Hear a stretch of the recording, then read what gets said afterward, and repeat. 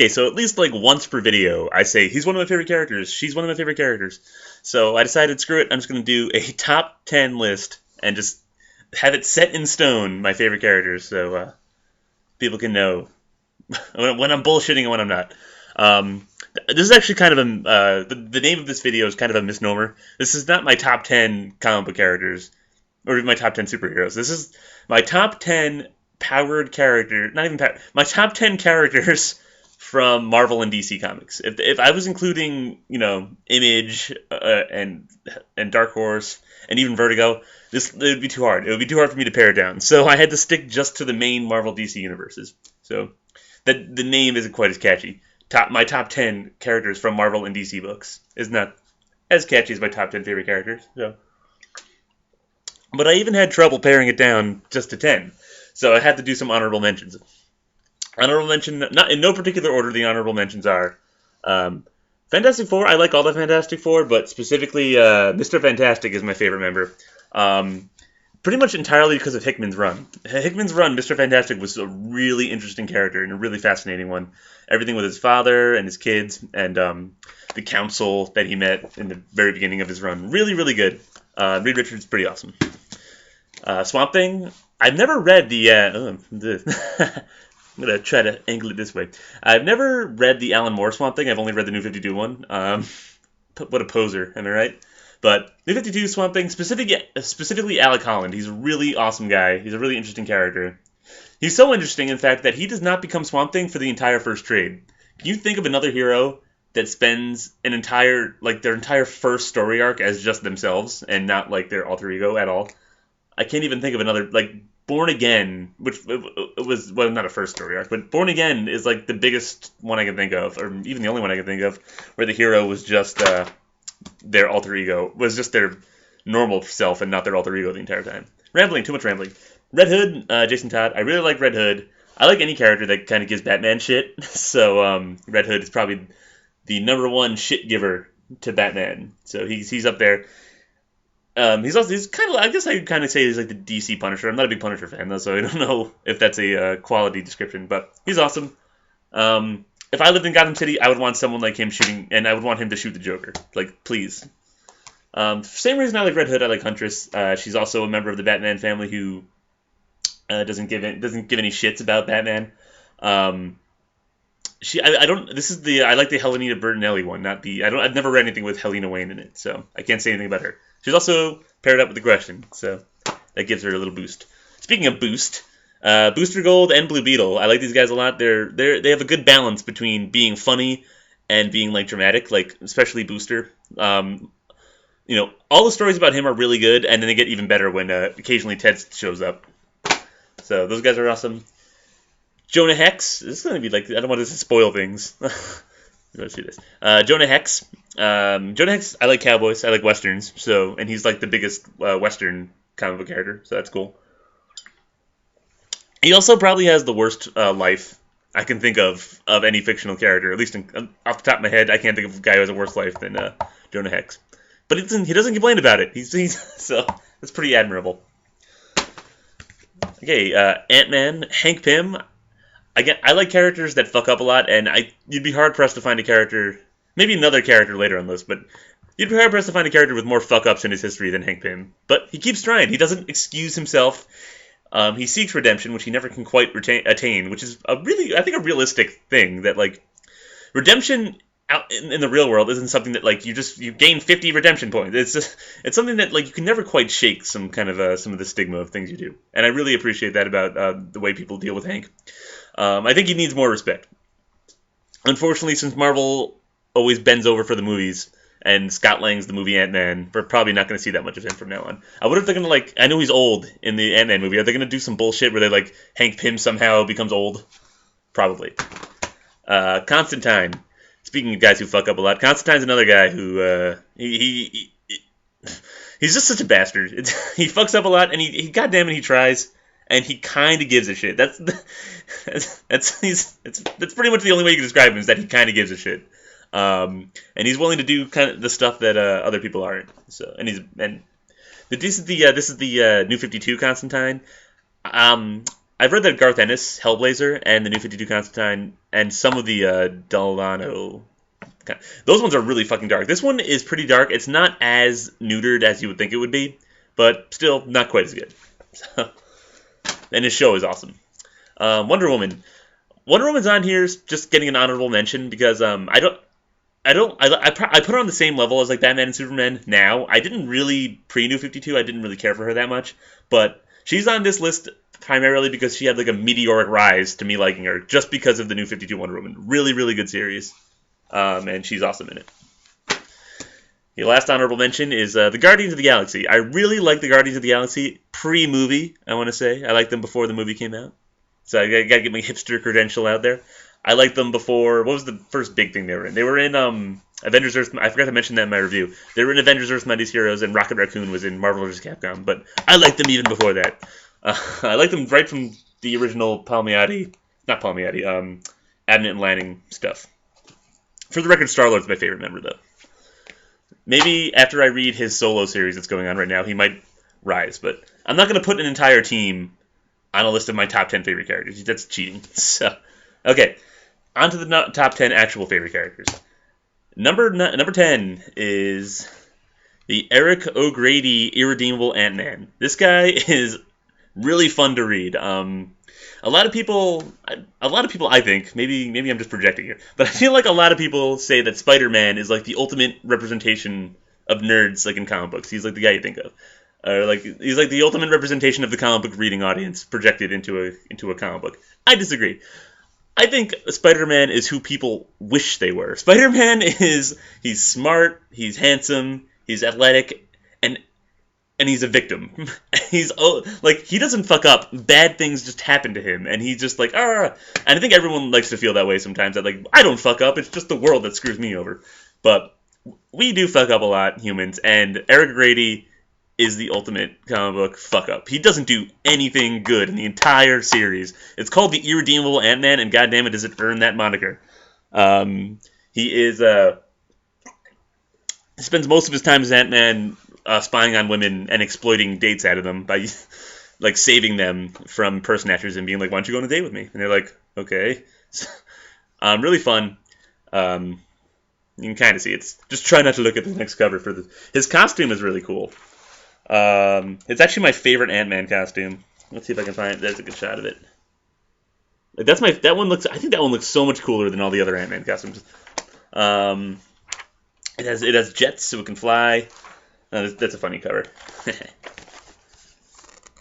it's when he teamed up with the Avengers. And he didn't really team up with the Avengers. The Avengers were just there, and he was like shrunken and trying to hide from the fight. Really funny. Recommended reading is pretty much just the Kirkman. Kirkman, the guy who did Walking Dead, is the guy who made Eric. Oh, Eric also has some pretty sweet mutton chops, which not a lot of superheroes have. Recommended reading is just this. It's really the only thing he's in. He was in the background. He was in the Initiative. Not really a main character in that. He was on the Secret Avengers for a little bit, the Thunderbolts for a little bit, and he was always a fun character to have on a team, but he was never a focus of it. I think he died a couple last year. No, not that's like a couple. Wow, it's got to be like 3 or 4 years ago he died, and unlike Spider-Man, he ain't coming back. So I highly, highly, highly doubt he's gonna come back, unless he's like. I think he came back as like the Black Ant, which is like I don't know. Poor Eric, he's never coming back. Next up is Daredevil. Daredevil is I can't think of another character that every single run of Daredevil's has been spectacular.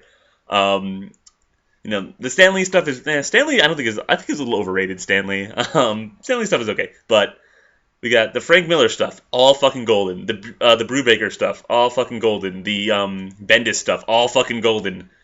Who was the guy who did Shadowland? I forget his name. Shadowland was kind of shit. And then we have what's his name? Mark Waid. Mark Waid stuff has been really good. I know a lot of people are kind of like jizzing themselves over the Mark Waid Daredevil. It's okay. I don't think it's nearly as good as Bendis or Miller or Brubaker, but it's different. It's nice to have something a little different. It's more fun. It's a nice palate cleanser. for when Daredevil goes back to being dark, which I feel he will after the Netflix show, because, as I said before, Marvel is nothing if not willing to bend over and take it from the cinematic universe. And Daredevil seems to be going more Frank Miller. It wasn't Year One. It was essentially Daredevil Year One done by Frank Miller. I forget what it was called, but that looks like exactly what it is. Like a straight adaptation of that story. God, I should have done some research and remember what that story was called. Oh well. Sorry, guys. Next up, recommended reading for Daredevil, anything. My favorite is the Bendis stuff, though. So, next up, Animal Man! I love Animal Man. He's such a weird, goofy character, but, it's like taking a weird, goofy character and throwing him into the most fucked up stories you can think of. That's kind of the Animal Man method. His powers are he can have the power of any animal. That's okay. He popularized the idea of having a leather jacket over your costume. Maybe that wasn't a good thing, but I think it worked for him. Didn't so much not in the New 52 one, but in the Grant Morrison one. He has a really interesting relationship with his family. One of the complaints I have about the New 52 one is that Ellen, his wife, was treated as such a fucking nag in that story, and I was like, oh, come on. But other than that, his family's really good. His son Cliff is pretty great. In the Grant Morrison story, one of the weirdest stories I've ever read. Where if you haven't read that story, check it out. It's really weird. New 52, some of the most fucked up stories I've read in the DC universe. It was the whole rot thing. It's really creepy and weird. Very good. But yeah, Buddy's great. He's a very normal dude in really not normal situations. So very enjoyable. Recommended reading the Grant Morrison stuff, and I really like the New 52 Animal Man. Next up is Sinestro. Sinestro, again, is one of those characters that just has such a realistic arc that it feels like he lived an actual life. Starting with Rebirth, all the pre-Rebirth stuff, Sinestro wasn't really that great, but starting with Rebirth, going into the Sinestro Corps War, and then Blackest Night, Brightest Day, all that malarkey, really good. And he's got a surprising amount of humanity for someone who has such disdain for humanity. He's got cool powers too, so he's got that going for him. I got the end of the War of the Green Lanterns, where he gets spoilers from 5 years ago, where he gets chosen to be a Green Lantern again. Might be one of my all-time favorite moments in comics. I did not see that coming at all, and I was so excited for what would happen next. So I had to give him points just for being in the centerpiece of one of my favorite moments ever in comics. Recommended reading, anything with Jeff Johns in it. The whole Jeff Johns run, he's great in. This is his solo series, which I actually have not gotten a chance to read yet. So maybe this is awesome too. Maybe I'll let you know. Next up, Lex Luthor, Sexy Lexi. I love Lex Luthor. He's such an interesting character. You can play him in so many ways. You can play him up as just an evil mad scientist. You can play him up as someone who genuinely wants to help humanity and is going about it in an odd way. You can play him as a narcissist. You can play him as an activist. There's so many things you could do with him.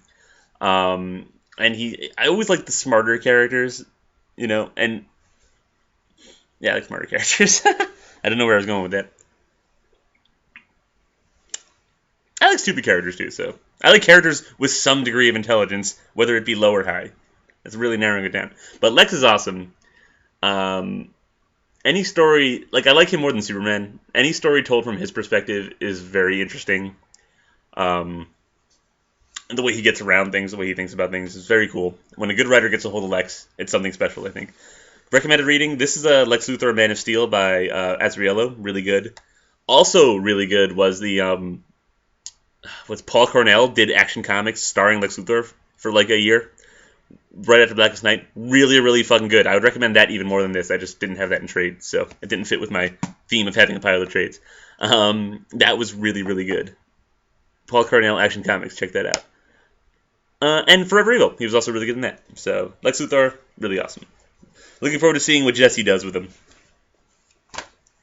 Next up is, which one is it going to be? If you know anything about me, you know it's Guy fucking Gardner. I love Guy Gardner. He owns a bar. You got to give it up for a superhero who owns a bar in his spare time. So often superhero drinking is painted with such a broad brush in comic books, where a guy. You're either a teetotaler or an absolute pathetic drunk. Guy Gardner is just a guy who likes to drink. So, he's not trade. It's not portrayed as like a horrible character flaw. It's just something he loves. So that was awesome. His costume is my favorite Green Lantern costume. He's just got a really funny attitude. I like how he's emotionally available. Like if I was a writer, sorry, I just got to pop up here. I got to get rid of that. If I was a writer, I would the thing about Guy is that like you could just whatever you need him to do, you can do. You can use him as like comic relief. Oh my god, it's taking forever. There you go. You can use him as like comic relief. You can use him as like a serious character. You can if you need. I was like, how am I going to get my characters into this building? You could just be like, oh, I could just have Guy Gardner bust in there. So, if I was writing, I would definitely want Guy Gardner on the team. I like him as a red. His red story has been very good. Green story. Red, green, blue, pink, whatever. Recommended Guy stories. I don't know. It's hard because I've been reading him for so long. It's hard to pick down an original one.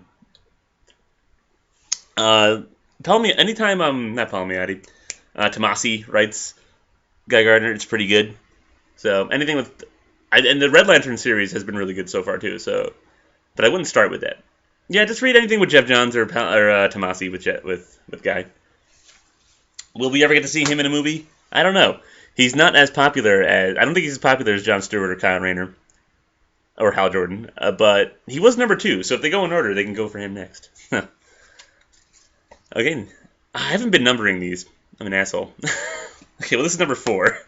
Number 4 is The Flash. Barry Allen, specifically. I really like Barry Allen more so than Wally West. I like Wally West, too. But, I don't know. Barry, as much as I like to profess that I like asshole characters like Lex Luthor, Sinestro, and Guy Gardner, sometimes you gotta give it up for just a nice guy. And Barry seems like the most genuinely nice guy in comic books, I feel. He has a really interesting relationship with his rogues, where they're kind of frenemies. I like that a lot. He uses his powers in really cool ways. His show is really good. That's a plus. So yeah, Barry's, and he's got cool powers. So I'm also fat and I can't run fast, so maybe that's why I kind of relate to I want to relate to the Flash. Nothing against Wally or Jay or Bart. I've actually never read anything with Bart in it, so I really like Jay too. Wally, I like the Jeff Johns Wally stuff. Really good. I don't know. I think it was just the Justice League show portrayed him as being such an idiot that it kind of. I like idiots too, but I don't know. It didn't really work for me in that show too much. Sorry, guys. But still really good in everything else I've read him in, but Barry's still number 1. Recommended stories for Barry? I haven't been super... The New 52 is okay. The art is fucking amazing. It's Francis Manapul and Brian Buccellato. But they're also the writers, and they're not great writers. So, for Barry...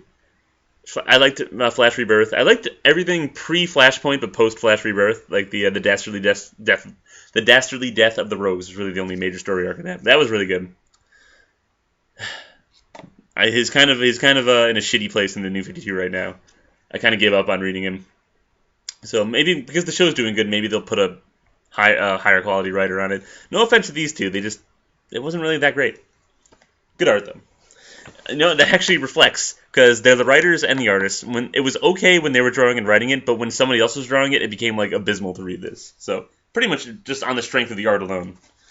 And I've been rattling off the art so much, maybe I should just show some of it. I don't find a particularly good shot. I don't know. Look up Francis Manapul Flash stuff if you want to. There you go. There's a cool one. It just looks so cool to me. I don't know.